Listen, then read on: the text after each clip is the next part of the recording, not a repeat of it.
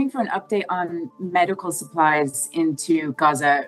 Pieper Corn gave us a briefing saying if Rafah crossing was closed, that meant no medical supplies into Gaza. What is the current situation, and anything on the hospitals, given that there was a key dialysis unit in one of the Rafah hospitals? Thank you. Thanks, Emma. Okay, Tarek is joining us on the podium here.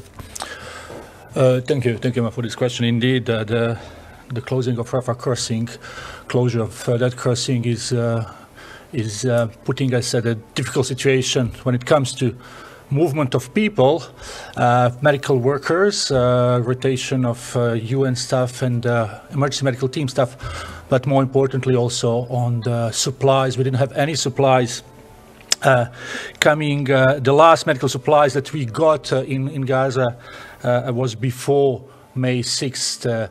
The biggest really issue right now is fuel.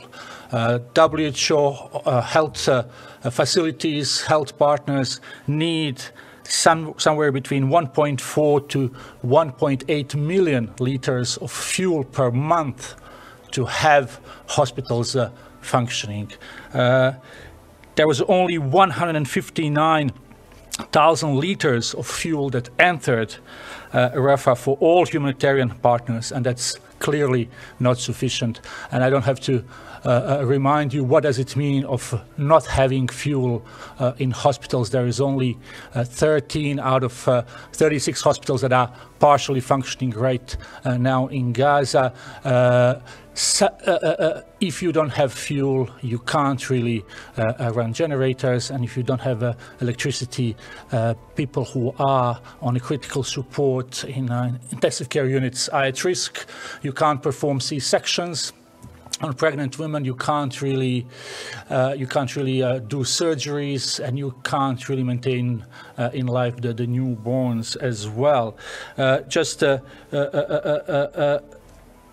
To tell you that, for example, that Kamal Adwan and Al Adwa Hospital in North Gaza are also difficult to access. WHO and health partners from emergency medical teams had to suspend their movements to the north. So obviously this is again getting really critical. Hospitals that are still functioning are running out of fuel, and that puts so many lives at danger. So we again appeal for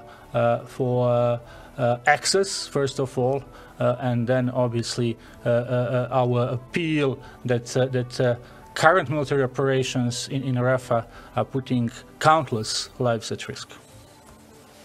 Thank you very much, Tarek. Okay, lots of hands are popping up now. Emma, let's just go back to you to see if this is a quick follow-up, because we have a few other... Really quick follow-up. Go ahead. Yeah, Al-Najjar Hospital in Rafah, where there's that key dialysis unit, and there was a warning of people dying if it was abandoned, which I understand it has been. What's the update on that, please?